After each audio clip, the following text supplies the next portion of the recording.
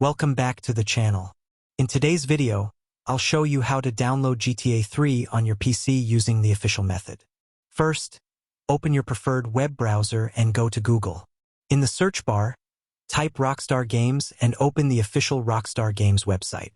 Once you're on the website, search for Grand Theft Auto 3.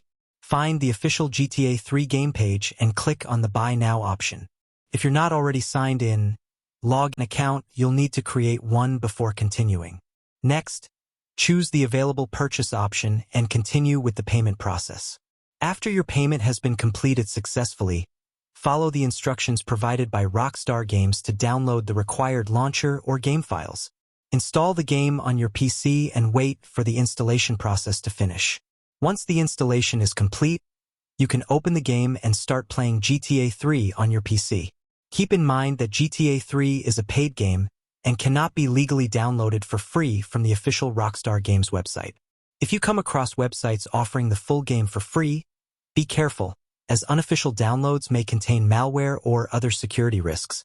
This video is made for educational purposes only, and this tutorial explains the official method of purchasing and downloading GTA 3 and does not promote piracy or unauthorized downloads. Thanks for watching.